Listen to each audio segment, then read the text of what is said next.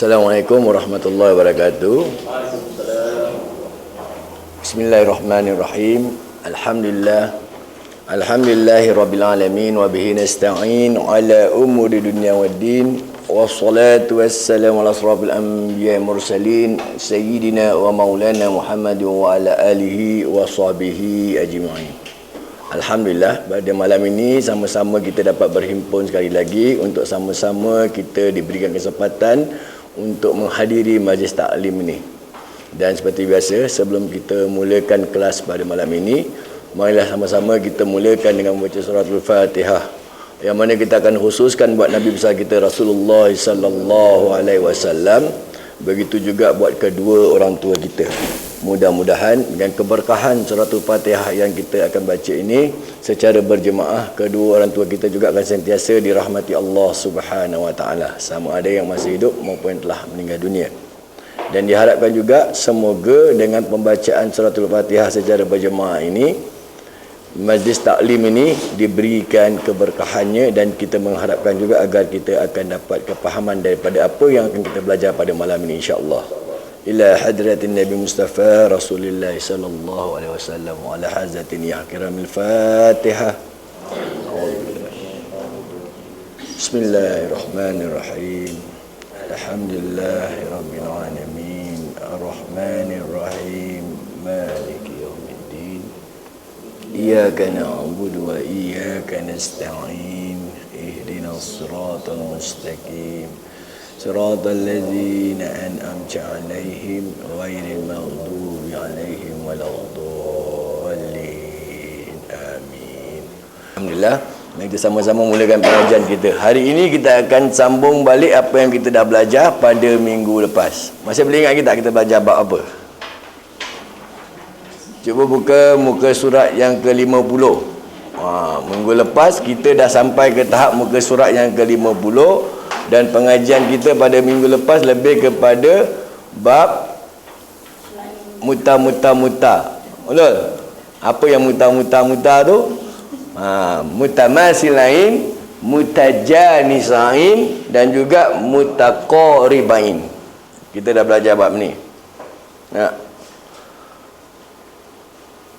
Bab mutamasilain, mutajanisain sama mutaqaribain ni, dia akan melibatkan bab sifat huruf dengan makhraj huruf.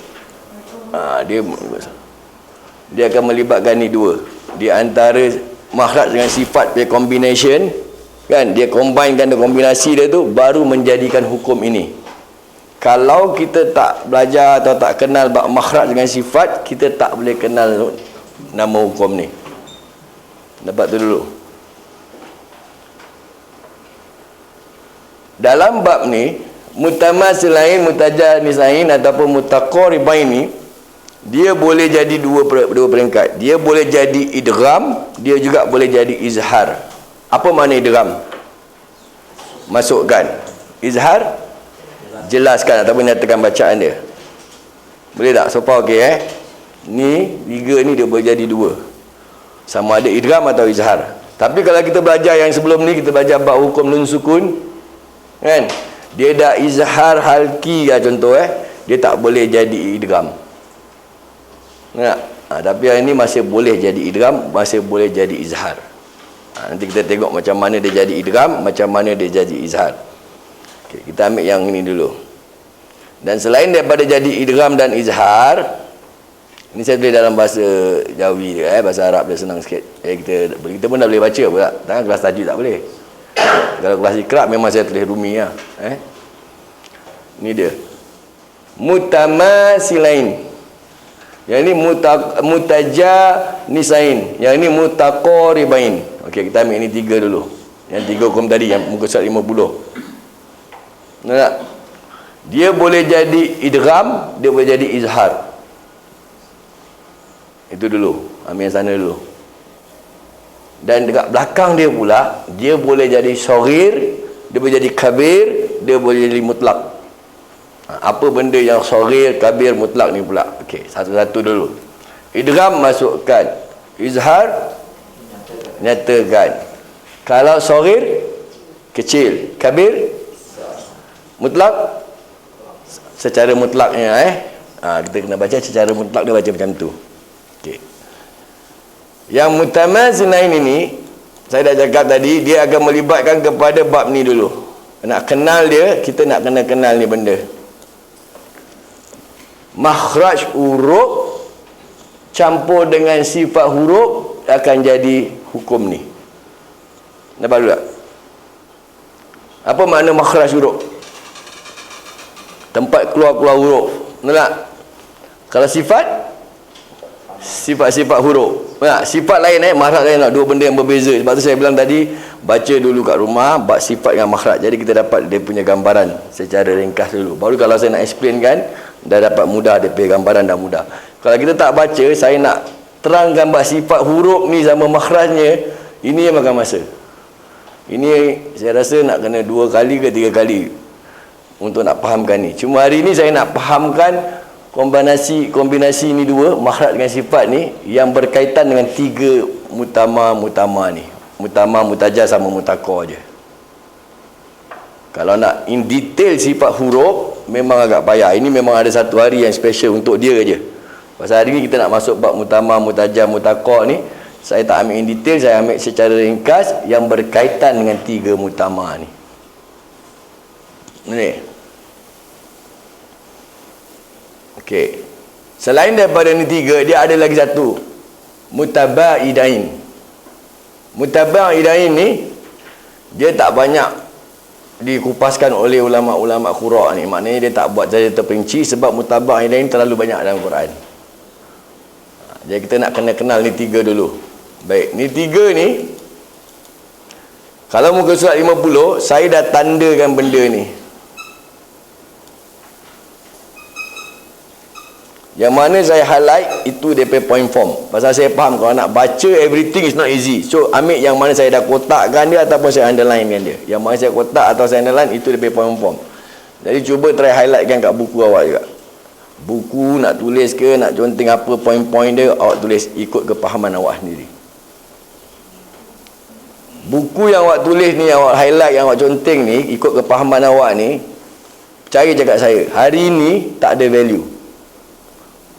Tapi percaya cakap saya, 10 tahun akan datang, kan, kalau awak buka balik buku ni, awak boleh teringatkan saya, Ustaz dah ajar lah ni. Oh lah, betul lah. Saya dulu banyak belajar tajuk macam tu. Saya tulis nama guru pun saya tulis, date pun saya tulis, berapa bulan. Ini dah 20 lebih tahun aku dah belajar rupanya. Macam aku terlupa pula. Kita dah faham, kita tak amalkan baca dia, tak amal untuk ajar dia. Ajar pada orang, jadi kita tak boleh lupa. Dia sekarang tak laku, awak conteng je. Tapi 10 tahun akan datang, hatta sampai saya dah mati, awak boleh ingat saya. Betul? Ustaz ni dah meninggal lah dia, tapi dia pernah ajar aku sih. Betul, saya banyak ustaz-ustaz yang dah meninggal, saya boleh ingat dia, saya boleh recall balik muka dia. Dia pergi garang, dia pergi apa, dia sebat kita, semua saya boleh ingat balik. Pasal saya suka menulis dulu. Okey, baik. Kita ambil satu-satu. Bab mutama ni dulu. Apa makna mutama senain? Mutama senain ini dia melibatkan bersamaan pada sifat dan makhraj. Ini kita ambil point dulu Dia sama pada sifat dan makhraj. Makhraj dia dengan sifat dia sama. Maknanya makhraj dia keluar pada tempat yang sama. Sifat dia, di ini ada qalqalah, dia sama sifat. Okey, ini ada senang sikit, mutama ada senang sikit. Nanti saya tunjuk daripada contoh, dah nampak daripada apa yang saya maksudkan sama sifat sama makhraj ni kan. Yang kedua ni bersamaan pada makhraj tapi berlainan pada sifat. Tempat keluar dia makhraj sama tapi sifat dia berbeza. Contoh, huruf dal jumpa huruf ta. Dal ni sama ta, dia tempat keluar dia sama. Tapi dia punya makhraj dia lain. Apa makhraj dia sama, sorry. Dia punya sifat lain. Nanti saya tunjuk contoh dia. Itu mutama. Ini mutajah pula yang berlainan kan. Yang nombor 3 ni berhampiran sifat dan makhraj. Makhraj dia dengan sifat tak sama tau, tapi berhampiran. Dia panggil mutaqaribain.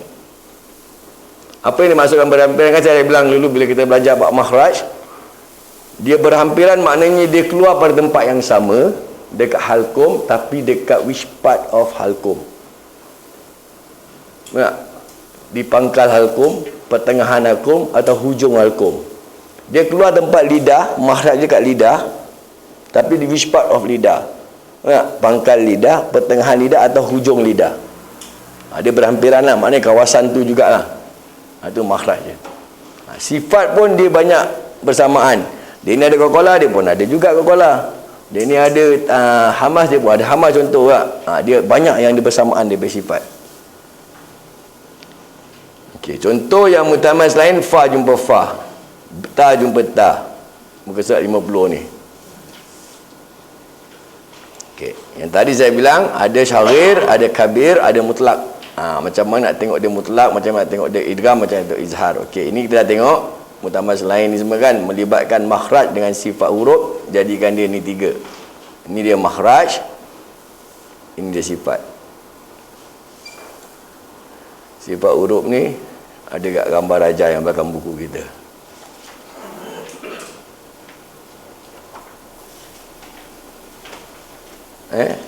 Okey, contoh ni semua Okey, daripada situ dia ada pecahan lagi. Bila makhraj campur sifat, dia akan keluarkan 3 hukum ni. Saya tak nak sentuh bab mutabaidain, saya sentuh ni 3 dulu pasal tak banyak kupasan bab mutabaidain. Dia keluarkan ni 3 hukum. Dari atas ni jadi gini, betul tak? The combination of these two, makhraj dan sifat, dia keluar sini. Dari sini dia boleh jadi idgham atau izhar. Jadi kalau idgham kat depan, dia punya nama idgham mutamasilain ataupun izhar mutamasilain. Macam mana nak tahu dia izhar mutama, macam mana tahu idgham mutama? Kalau idgham, huruf dia kan 2 bertemu, huruf yang nombor 2 ni ada sabdu, itu idgham, maknanya dia masukkan. Kita belajar idgham mislain syarir. Apa makna idgham mislain syarir? Huruf mim mati hum jumpa mim, mim di atas ma. Perasan tak sebelah dia ada sabdu, sebab tu dia panggil idgham. Idgham dia masukkan. Kita dah belajar kan bab ni kan? Boleh ingat tak? Tak apa kak, embus je. Pelan-pelan lah, jangan panik. Kalau dia izhar, sebelah dia tak ada sabdu. Itu beza dia. Dia masukkan tak ada sabdu. Tapi ni huruf-huruf yang idgham, dia akan ada sabdu. Dapat ni juga. Kalau izhar tak ada sabdu. Biasanya idgham dia nak masukkan, dia kena keluar sabdu. Dapat? Idgham mutamas lain, izhar mutamas lain ke mutajam.